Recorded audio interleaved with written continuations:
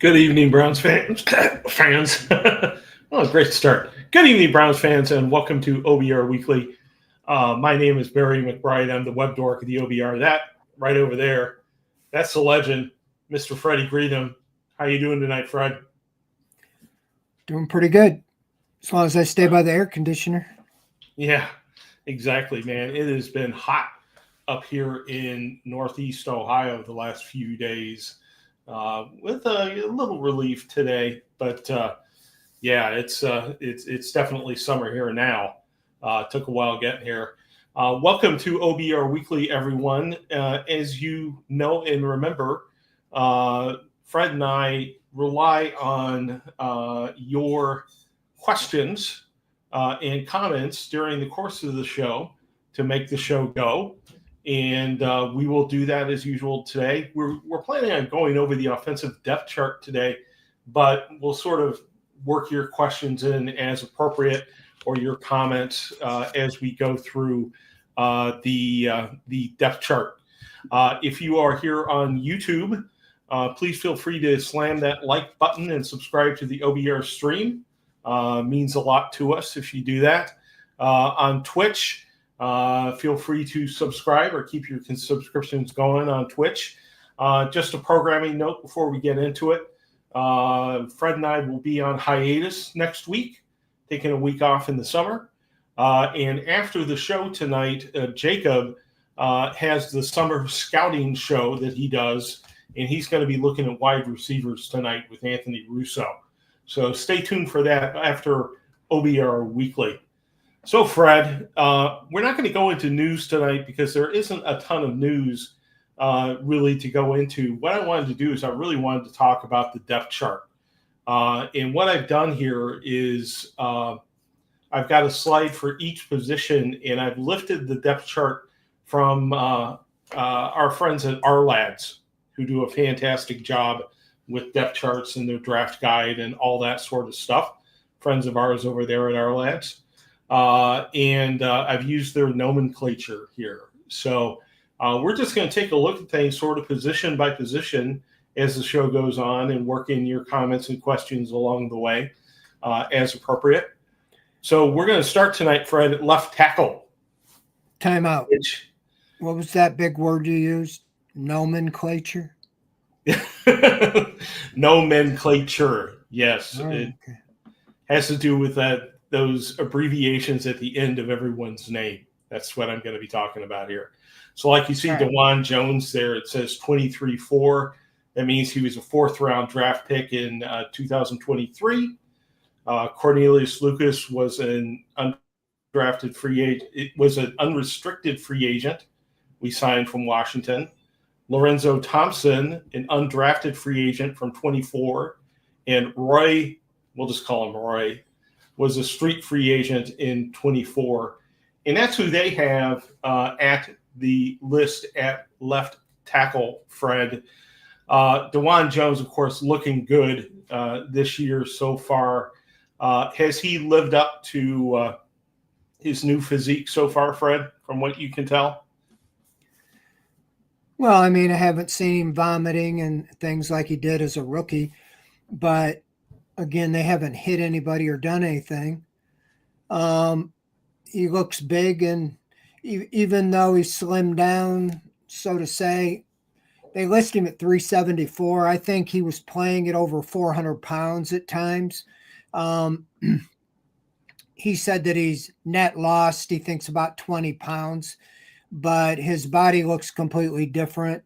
I had a picture. I'm doing a story on the offensive tackles but you just look at the picture.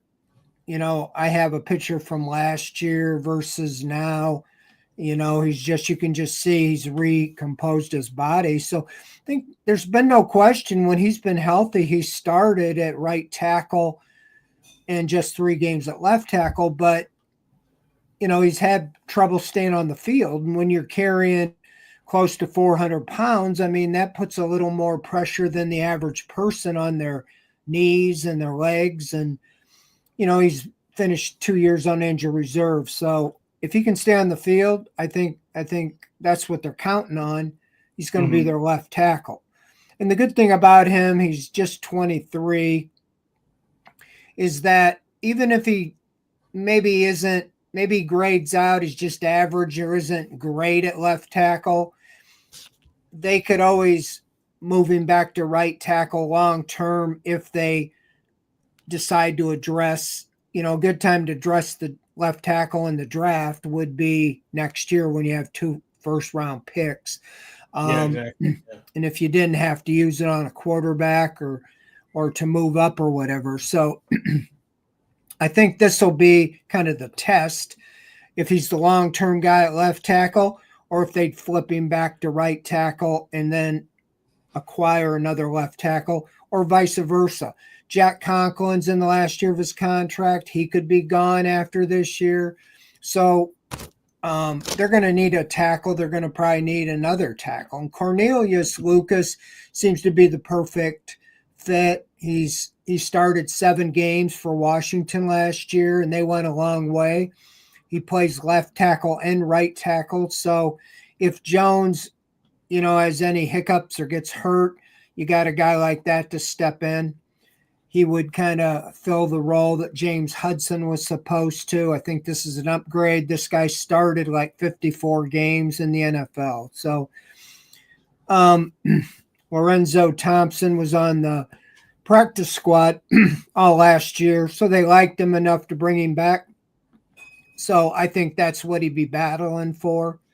Mm-hmm. Roy, he's part of that international program. So last year he didn't count on the roster.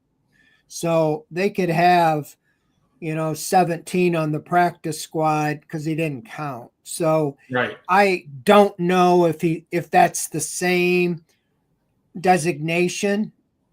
I assume it is that international thing, but right. So I see Jones, Conklin, and Lucas. You're kind of thin there, so you got to address that long term. You really haven't drafted anybody, since DeJuan Jones, and you didn't really sign free agent other than Lucas. And so last year got him in trouble, but they continually, they like to go get Garen Christian, the last 2 years. And with Hudson moving on, I think, they're really hoping and counting that DeJuan Jones can be the answer and play a whole season. Yeah. And you got Cornelius Lucas, who could be a backup at either left or right tackle. But you probably figure, a question that we have as we're going through these is from Chef Brian is, how many will they keep at each position? And you're thinking, what, 3 or 4 tackles in total, with Conklin sort of being over there at right tackle and Lucas able to move back and forth, and then maybe 1 more? Yeah, they finished last year with 3 on the active roster. I would say those top, Conklin, Jones, and Lucas would be the 3 penciled in. And then now with the expanded practice squad, teams kind of use that like their AAA farm team. When it used to be you had 10, they almost doubled that. And it doesn't have to be the rookies or the first-year players like it used to. So you've seen guys that are in their 30s that are on the practice squad, and they're making good money. I mean, they're making 8, 10, 12,000 a week to practice. So they can put them on the practice squad, assuming they don't get signed by another team or they have an agreement to keep them. And you get an injury, you can bring one up and then make them, a new spot on the roster. So I see 3 going into the season. That's kind of what they've done. Now, a question from Pat. He says, is my memory correct? Did Wills, Conklin, and Jones miss all or at least part of training camp last year? And they were hurt, into the exhibition season, weren't they, Fred? Yeah, we asked questions all off season last year because, most of us thought they would at least be back by the mandatory mini camp in June, and they were still on the side. They went to training camp, and all 3 of them were still, I don't know if they all started on the PUP list, but Wills definitely did. and Conklin definitely did. And if you remember, during the preseason, Conklin was ramped up and about ready to start the season or start practicing, and he pulled a hamstring because I kind of made a joke. I said I didn't know they could run fast enough at tackle to pull a hamstring, but he missed Right. the first 5 games because of the setback. Jones, I think, was ready to start the season. Wills was not, and in fact, Wills was missed 4 of the first 5 games. He tried to come back 1 game and so forth. So that was a mess. That contributed to the 1-7 start, 1-6 start, because you had an unsettled offensive line. You had Hudson at right tackle, and he wasn't that great, as evidenced by they moved on from him as soon as he became a free agent. Right. And, I think you were just juggling. When you have your tackles uncertain, it kind of sets, off around the whole thing. So, Right. yeah, I think, barring injury in training camp, Conklin and Jones should both be ready to go, for the regular season. In fact, their top 3 should be ready. And I think that was something Andrew Berry's alluded to it, assuming those guys were all going to be ready last year and they weren't. He didn't really even want to talk about injuries anymore, Right. projecting them, because everybody was like, oh, they're going to be ready for the season. And I don't know. I know 2 of them. I don't know if all 3 of them. I have to think Jones started the first game. I'd have to look it up, but it was not good. I mean, when you open the season, and that was against the Cowboys, and they got blitzed, I think they got sacked. I don't know how many times. Right. Yeah, it was a very bad start, and hopefully the Browns are a step ahead of where they were in 2024 with some healthy tackles this year. Good luck, hoping that holds up through training camp and the exhibition season, and they don't have a nightmare like they had with the opening game against the Cowboys. Let's go to left guard. Not much of a question who's going to start here. Joel Bitonio has been around since 2014, one of the best picks of that era. We've got Zach Zinter behind him, a third-round draft pick last year.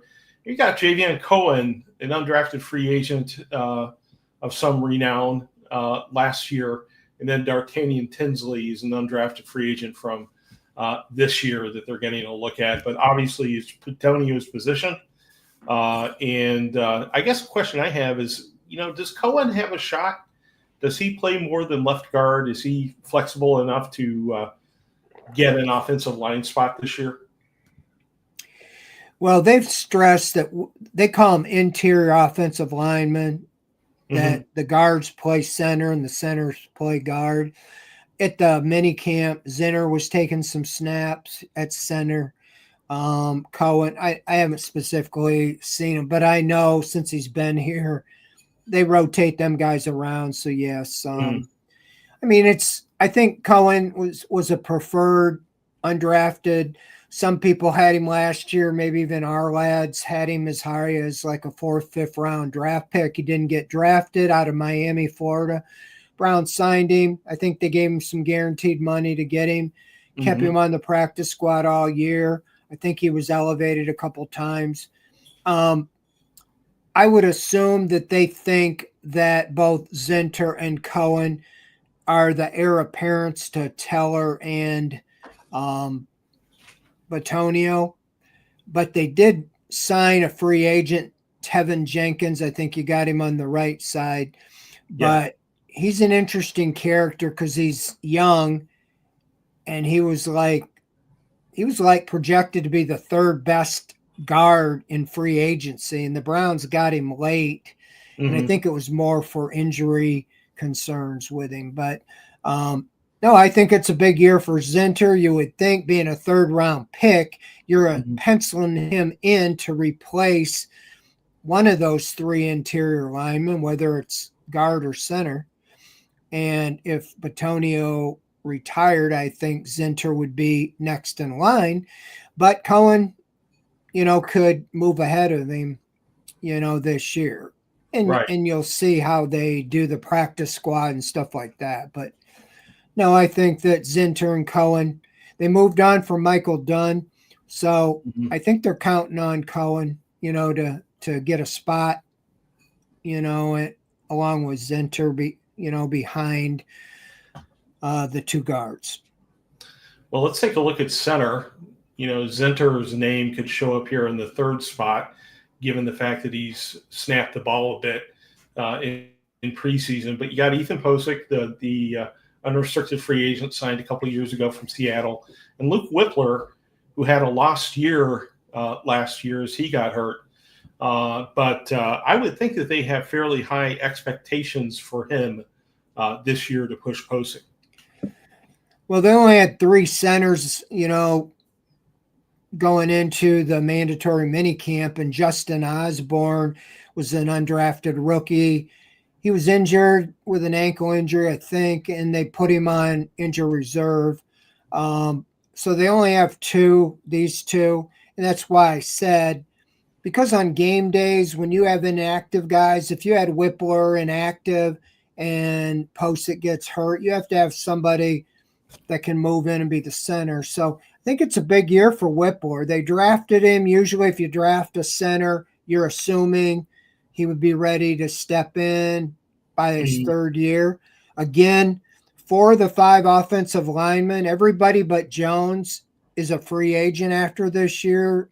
Conklin, the 2 guards, Batonio and Teller, and Ethan Posick. So they need Whippler to get a good feel about him to see if he can be, the center after this year, because I have to believe they're going to try to get cheaper on the offensive line at some of these positions.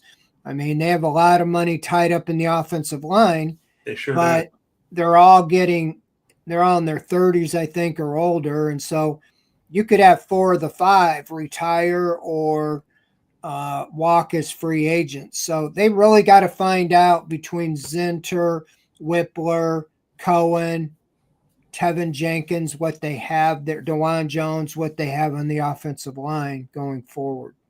Yeah, that's going to be a big story next offseason, sort of rebuilding this offensive line and seeing who they decide to keep and who they decide to let go. And Wyatt Teller, who was originally we originally got from Buffalo in a trade, he's being mentioned in trade talks again throughout the offseason. His name keeps picking up, and we've had Tevin Jenkins behind him. Do you think that it might be possible if Jenkins shows up and stays healthy that it might allow them to trade Teller?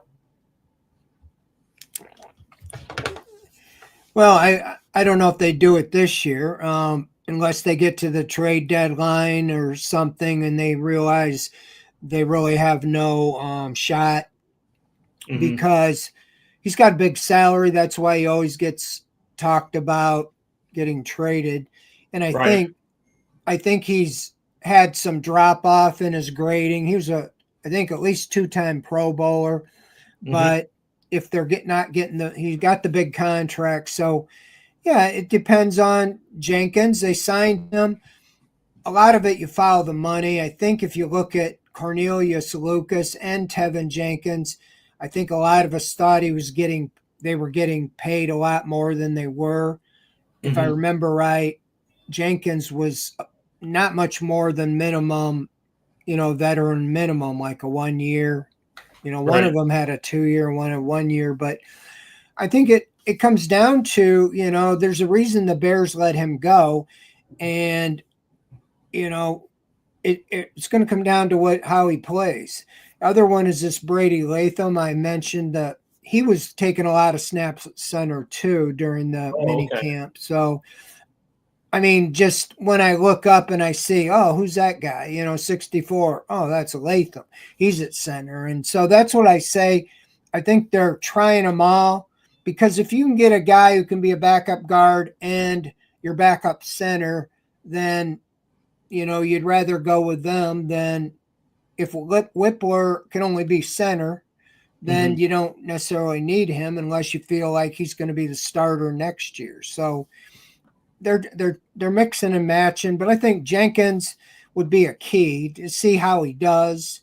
You know, if they feel like, okay, this is a guy that can replace Teller and we can just seamlessly move on. If you're going to trade him, you have to have a partner. You have to have somebody that says we'll pay, we'll take on his salary, or Right. you end up having to eat it yourself or whatever. But I think a lot of it, they're hoping with this veteran offensive line going back to the wide zone scheme that they'll be able to have a great running game with the two rookies, primarily pounding the ball, helping the quarterback, play action, all that. And then maybe take a look and see, okay, do we want to bring any of those four guys back next year, or do we Right. have adequate replacements? So Right. Right.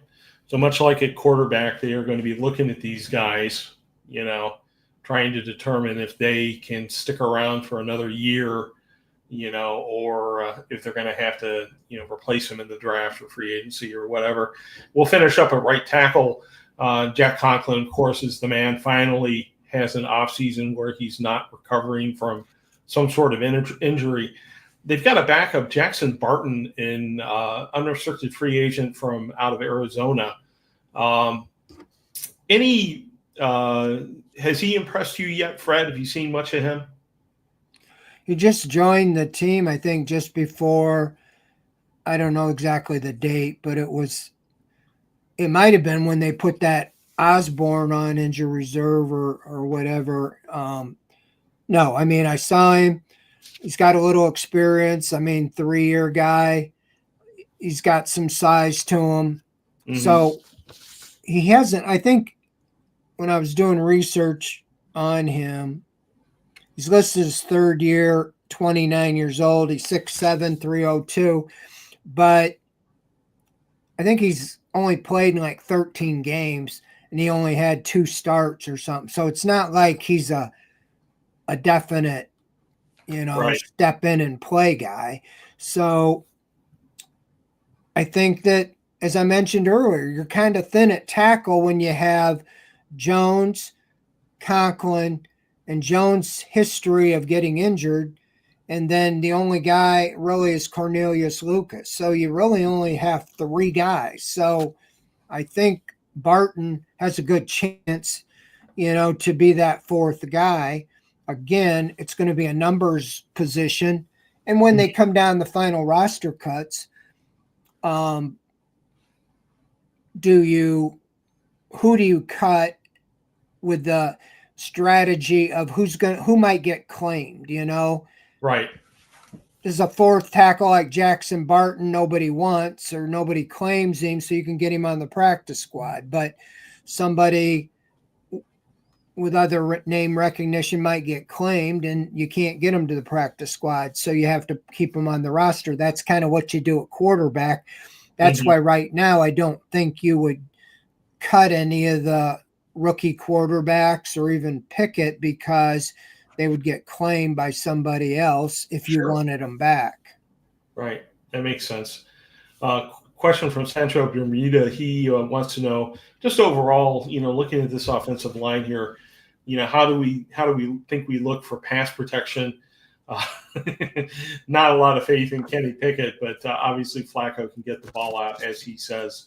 But you think the fact that they're going to the wide zone and it looks like they're going to run the ball a whole heck of a lot more, and the play action will hopefully help a little bit. You think they're looking a little bit better than last year in terms of pass protection, at least starting off the season? Well, I think more than anything, the offensive line knows where the quarterback will be. They'll be in the pocket. I think one of the problems was Deshaun Watson would be running around back there and run out of the pocket and run into sacks. And the offensive line will tell you they want to, they make the pocket, it's called the pocket for a reason. And they want, to do their job to allow the quarterback to set up and get the ball out. So I kind of disagree a little bit that what I've seen, Pickett's almost went the other way, at least in the camps and the offseason program, he's got the ball out quick and not really looked downfield. He's dumped it off to the running backs or the tight ends really quickly because I think they made such a stress on not turning the ball over. And he has not turned the ball over a lot. That was kind of how it was with the Steelers. He didn't have great stats because he was dumping the ball off to Najee Harris or Freiermuth and, and just, real short completions. So once in a while taking a shot where Flacco's comfortable enough. He was throwing the ball deep, in training camp. So not to say that's how it's going to be, but if you can run the ball and you can make the defense respect the running game, then you can pass the ball out of play action. But if other teams stack the box and put 8 guys to stop the running game, Flacco or Pickett or whoever's quarterback's going to have to throw the ball and move the ball through the air, because that's almost what they did with the Steelers, is force him to beat you, when he was a quarterback. And if he's the quarterback, it'd probably be the same thing. They're going to say, hey, we'd rather, shut down the running game and take our chances with Pickett, and they could do the same thing with Flacco. So that's why it's important. You got to get a running game, and you got to make them respect the passing game. You got to have balance. They always talk about marrying the pass with the run. It's just they haven't done it very well. Right. All right. So that's the offensive line this year. Hopefully we'll get better results than we did at the beginning of last year. We'll see. But let's move on to the skill position here. Skill positions, tight end, obviously blocking and receiving, both critical there. And we have David Njoku, who still young, even though he was drafted in 2017. Harold Fannin, the 3rd-round pick this year, who's impressed some people early on. The beloved Whitebeard, Blake Whiteheart, who is a street free agent from 24. Brendan Bates, who was signed off the Jets practice squad. And a guy named Sal Cannella, who I believe is a new addition and doesn't even have a uniform number yet that we've seen. But, I guess the operative question here, Fred, is, in that 3rd spot in the depth chart, Blake Whiteheart, he made some plays last year. I don't know his PFF score in terms of how good he is as a blocker. But do you think that's an area where they may be looking for an upgrade this offseason late to see if Akins or somebody like that is available? Well, when you look at, I have a tight end analysis coming out in the next few days. Njoku and Akins had, I think, 105 of the 111 catches or something like that. I mean, like all but 6. And a lot of it was because Njoku missed 6 games. So Akins had like 40 catches. Blake Whiteheart had the other 6. Those were the first 6 of his career. So I think he's more of a blocking tight end. You expect him to go back to the running game and more of the 2 tight ends. But, of course, Njoku has adapted over his career and now is actually a pretty good blocker. He really wasn't much of a blocker. He came out of Miami as a receiver. Much similar, I would say, to Harold Fannin. He wasn't asked to block a whole lot. That doesn't mean he can't, but he caught 117 passes last year at Bowling Green, led the nation. He's a receiver first, and I think that it's very imperative for him to hit the ground running, because with their wide receiver position, we'll talk about it, I guess, in a minute, I think Fannin can be used as a wide receiver, but he's going to have to be able to adapt that he can make catches at the NFL level, and I don't see why he can't. But with 2 tight ends, Njoku and Fannin, I see them playing a lot. I see them, making up the majority of the receptions from that position. Right. Now, I think the other 3, Whiteheart, Bates, and Cannella, will kind of battle, for the 3rd one. I don't know if they'll even keep 3 tight ends on the roster. Again, it's money. It's if they keep 4 quarterbacks to start the season, then every other area is a position of premium, and I can see them overloading the practice squad with tight ends or other positions that they kept thin on the active roster. That's what they've done in recent years. Whiteheart came from the practice squad. Bates came from the practice squad. Canella, now he was like the UFL leading scorer in touchdowns last year at tight end, and he was all UFL tight end last year. So that's why they picked him up, because they felt like he was an upgrade over Trey McKitty, who actually looked pretty good in the mini camp. So he could be another guy they could bring back. But again, I expect a little more emphasis on the tight end. They went away from the tight end with the Deshaun Watson offense last year, got rid of the fullback. They actually have a fullback on the roster right now. And a lot of times they used to use Harrison Bryant kind of like a H-back or a fullback, and that could be what they could double up with the tight end. And, one of these 3 guys, I think more than anything, who can block the best and be used in that. But I think at least 2 of these will be kept, whether they're on the active roster or on the practice squad. But Njoku and Fannin, that's your bread and butter. And I really think Fannin is going to get a lot of chance early when he's a 3rd-round pick, because wide receiver position, I expect him, to be a big part of the passing game. Yeah, and at running back, when we get to that position, Dylan Sampson, I think, has some potential to be used a lot in the passing game as well, almost as another wide receiver at times. I tell you what, before we go on to wide receiver, I want to talk to you a little bit about the OBR streaming network and our subscription program. The OBR.com has a subscription program, VIP service. We have special forums for our VIPs, Ask the Insiders, where you can ask really any question about the Browns and get an answer from one of our guys. You have Insider Central, where Lane Atkins sort of runs the joint there. Occasionally there'll be posts from other folks, but that's really where you hear from Lane with the latest buzz that he has heard, and always informative, always fun, special to our VIPs. You also get all the VIP stories on the site, like the one today, yesterday. We had some VIP stories.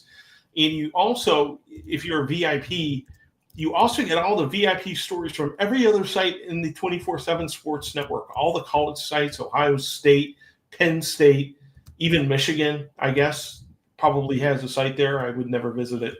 But, the rest of the NCAA is covered thoroughly and incredibly well by 24/7 Sports. And you have access to all of that if you buy a VIP subscription to the OBR.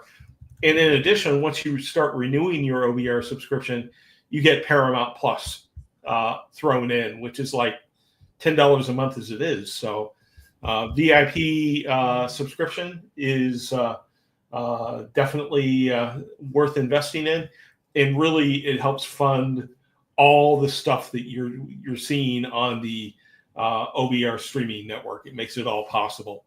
So please consider that and join the OBR VIP program. All right, so let's move on to wide receiver. And we just got a question on Quinshawn. We'll answer that question once we get to the running backs. But what our labs does is they break them up into right wide receiver, left wide receiver, and slot receiver. I think in reality, they're not necessarily in those silos from the Browns' perspective, but we'll take a look at how our labs has split them up at the receiver positions. And at right receiver, obviously the number 1 receiver, Jerry Jeudy, who we got in the trade from Denver. Jamari Thrash is who they have second at that position. And I would agree with that. David Bell is third, and Keyshawn Johnson an undrafted free agent from this year who's made some plays in preseason practice. That's the list there. So a couple of questions I have, Fred. David Bell has spent way too much time being injured. He's shown promise at times. He's disappeared at other times. Have we seen anything of him in the mini camp so far? We haven't seen anything of him. Literally, he has not been on the field. He's coming off hip surgery that sidelined him. I think he got injured in the first game last year and had hip surgery. And I don't know exactly where he's at. Kevin Stefanski, at the end of the mini camp, we asked for an update if Bell, Michael Hall, those guys that we didn't see would be ready for training camp. And he used the convenient, I'm going to have to get an update. Yeah. And so meaning we have no idea.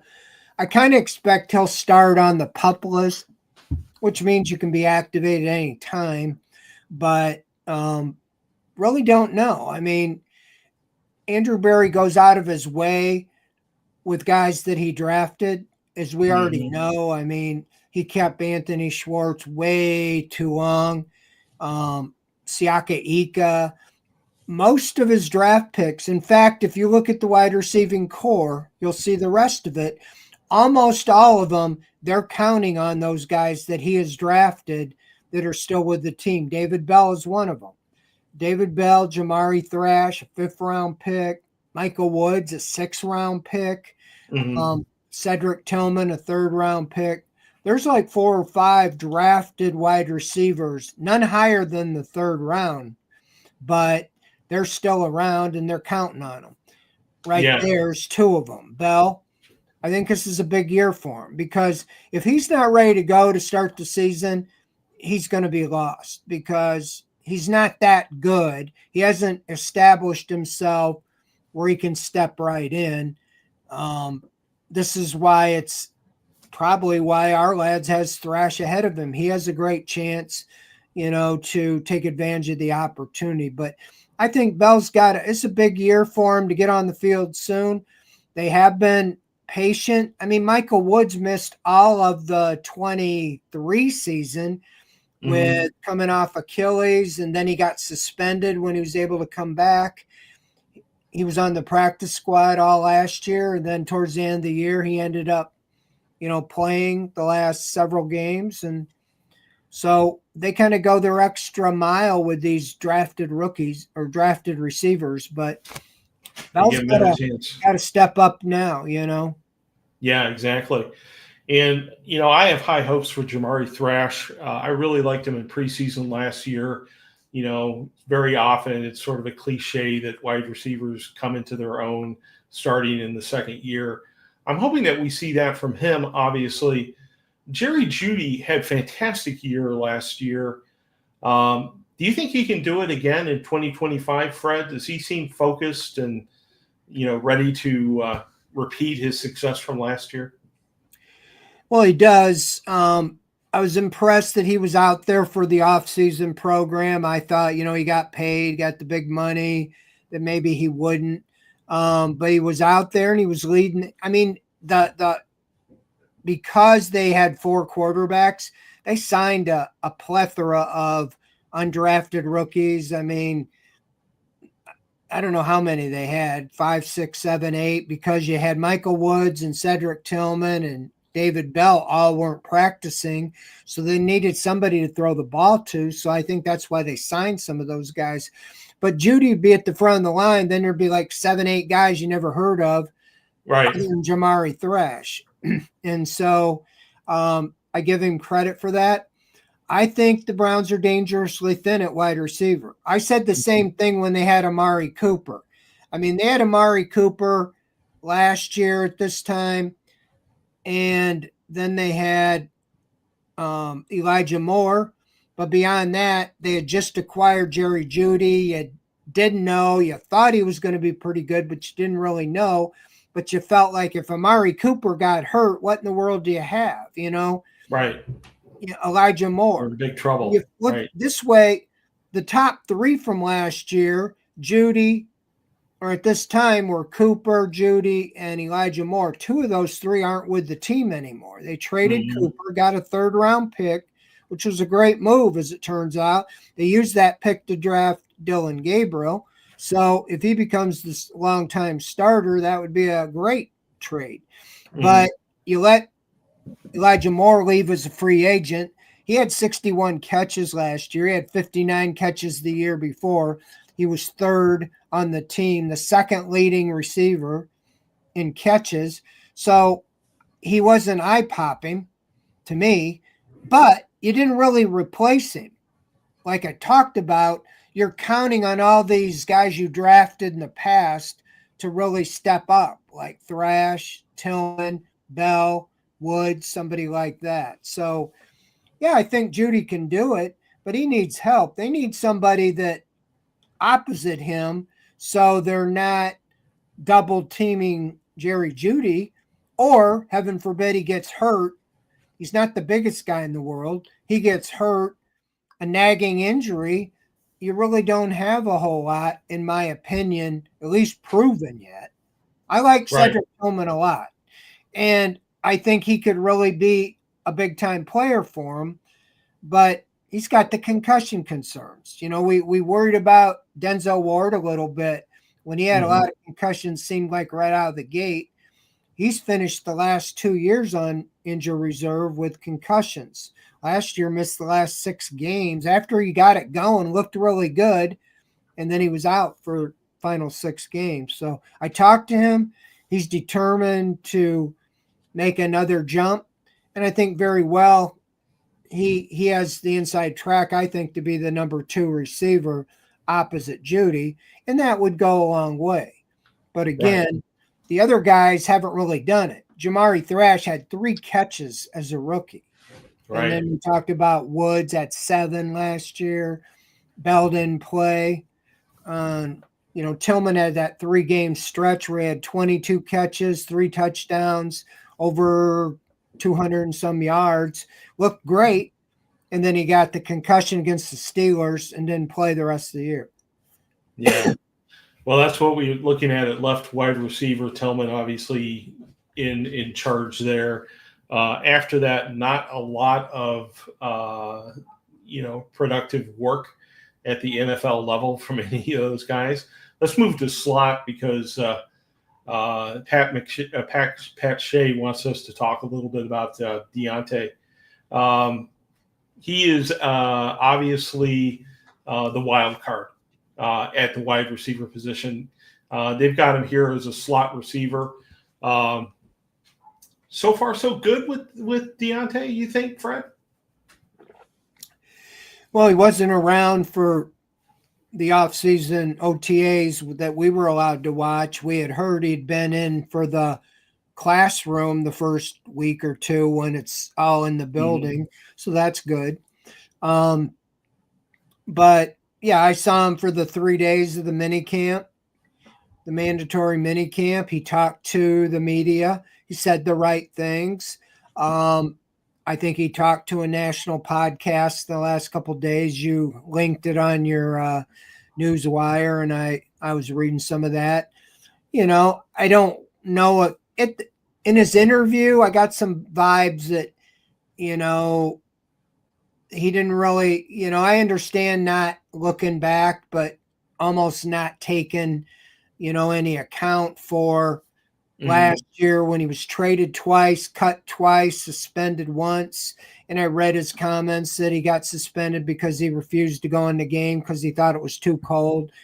Right. I think he meant his muscles, were he wasn't warm and he didn't, I don't know.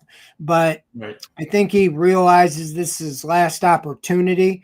I think what was a wide wake-up call when we asked him, why he came to the Browns, he said basically, bluntly, I was surprised he said it this way, that the Browns were the only team to call him, to offer him anything. Yeah. So they were only bidding against themselves. And when you look at his contract, he got a 1 year, not guaranteed, like veteran minimum, a little over $1 million. So he even alluded he wants to put on tape what he can do.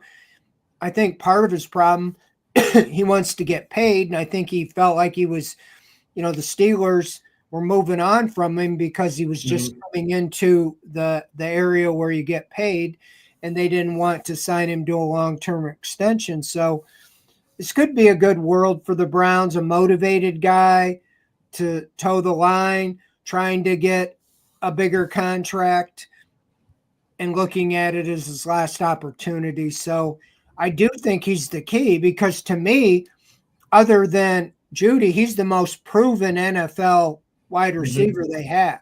Yeah, he is. Tillman has the potential, but this guy was a Pro Bowler. It's been 3 or 4 years. They didn't have the greatest passing game towards the end of his time. Pickett was the quarterback, and I was a little surprised. I remember some things when he was upset not getting the ball over in Pittsburgh, and so I thought maybe him and Pickett, or he wasn't really that excited about Pickett, but he said a lot of good things about him. So yeah, he did. We'll see, but I do think that he's a key. The other guys, they all had little flashes in mini camp in the off season. This was their chance. They're not going to have a lot of chances other than in the preseason, and we know how that goes. I mean, was it Austin Watkins a couple years ago? Yeah. Was all world in training camp in the preseason. I think they kept him, but he still didn't last but a few weeks. Right. It's a long road to hoe, even though the wide receiver room isn't that established. DeAndre Carter, I know he's a wide receiver, but he comes in the line. I expect him like JoJo Natson, Jakeem Grant, Naeem Hines. Those were specialists that were going to be the kick punt returners, and every one of them was lost for the season. Natson 1 year, the next year it was Grant, and then they brought him back and he got injured again for the season, and last year Naeem Hines. I don't wish the same on Carter, but I'm just saying that that's what he was brought in to do. I did see him doing some jet sweeps and stuff. That's what Stefanski, I think, envisions with this guy. So he's listed as a wide receiver, but I'm not counting on him at all as a wide receiver, more of a return guy.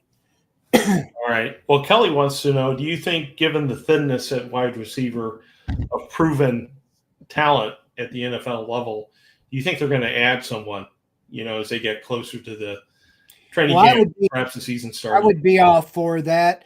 I think Andrew Berry's, kind of done that in the past, where they get to training camp, they can see pretty quickly whether it's injuries or even the coaches saying, hey, I need a little more. One of the things is David Bell. Like, is he actually in the mix or not? We don't know. Right. But first of all, the veterans out there, I don't think there's many. If I know Amari Cooper, the last I knew, was available. I doubt if they would bring him back. I think Keenan Allen's another one.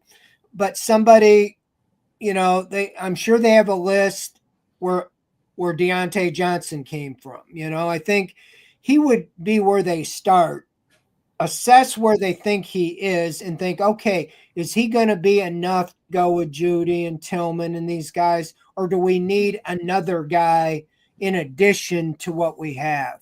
So I think, as they've done in the past, they come to training camp. I think there's been on defense, I can think at least twice.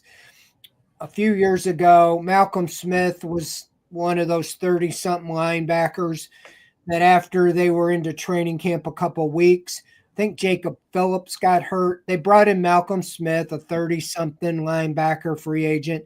He ended up leading the team or second in the team in tackles. Right. Shelby Harris was the same way. He didn't go to Greenbrier the first year. They got back to Berea, and I think Jim Schwartz said, okay, go get me another veteran defensive tackle.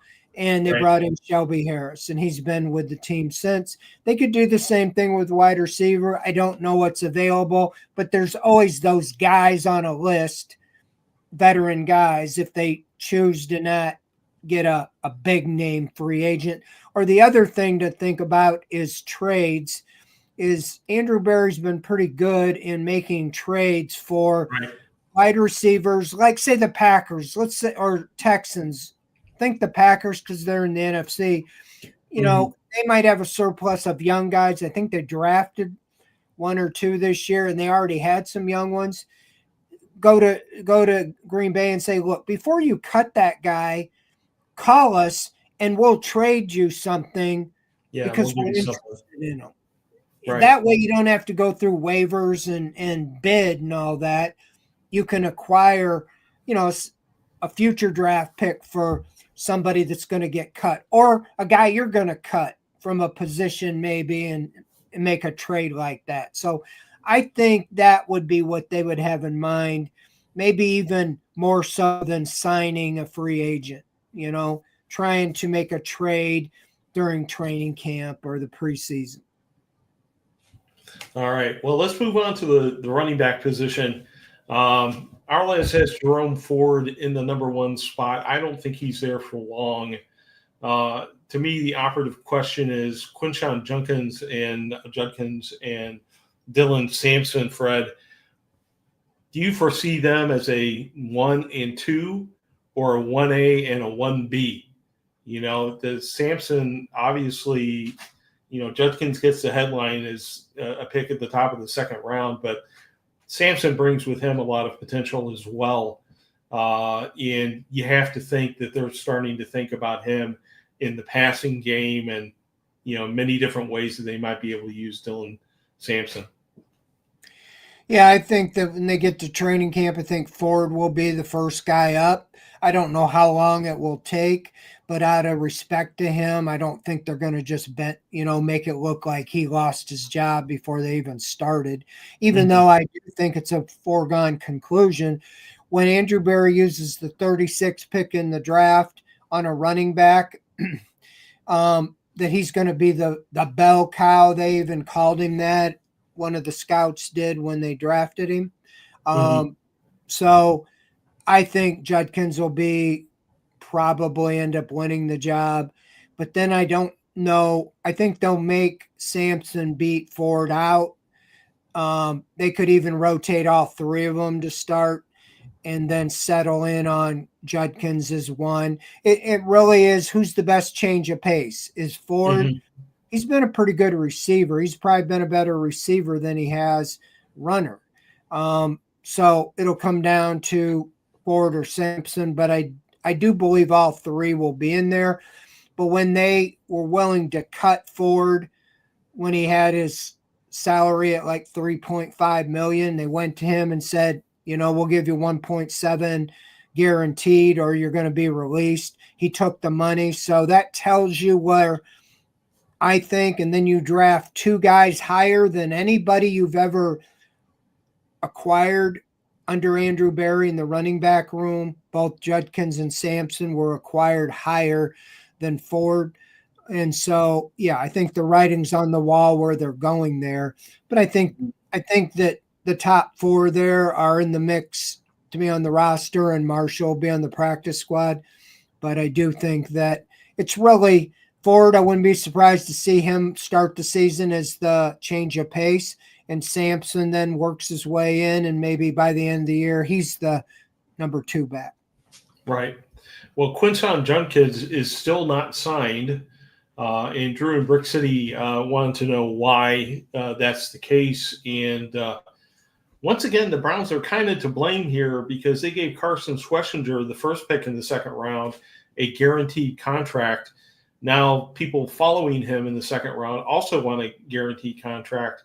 And I believe the holdup is M.N. Worry, who is the third pick in the second round, asking for a guaranteed contract, and the slotting hasn't happened. I think you're at like 4 years, 11 million they get is about what over the cap says. So it's pretty, you know what you're going to get. So it comes down to the guaranteed money. And you're exactly right. I think out of the 32 teams, 30 of the second rounders haven't signed. And the first one was Schlesinger, and he got guaranteed money. So yeah, it's a foregone conclusion. Wherever it breaks, then they'll all sign because that's their negotiating ploy. Right. But he's going to be in. He knows that he's a starter if he's in on time and all that. Why in the world would you?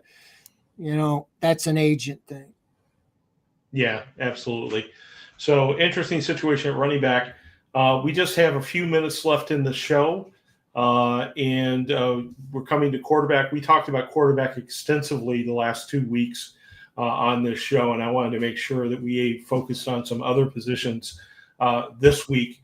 But it's sort of a related question comes from James Porch. He was asking, was Jimmy responsible for the NFL owners colluding to cap guaranteed player salaries, in your opinion?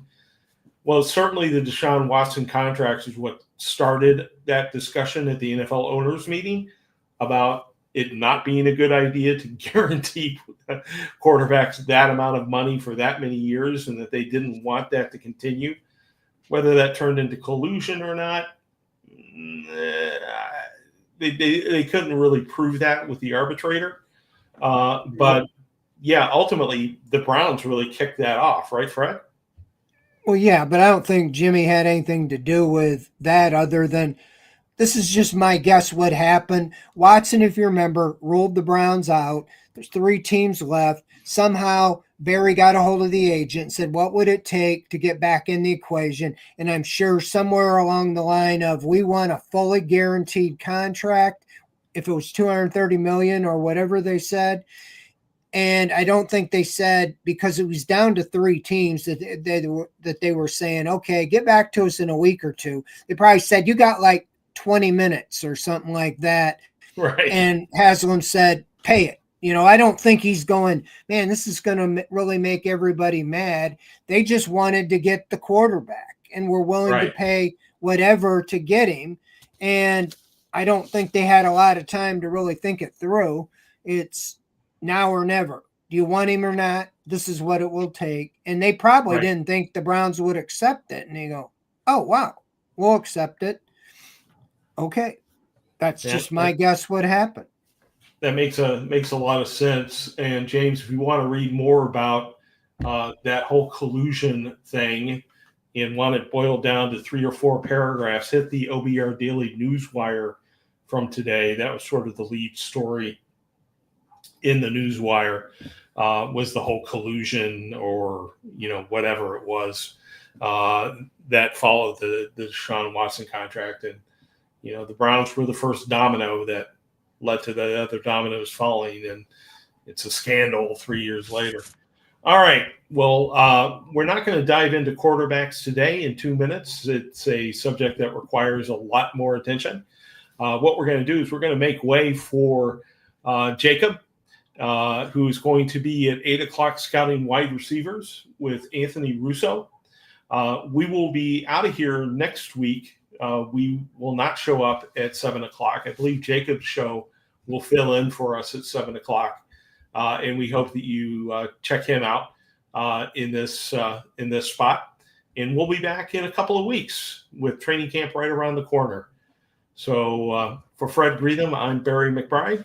Thank you for watching OBR Weekly. Good night, everybody. Thank you, Fred, for all your insight.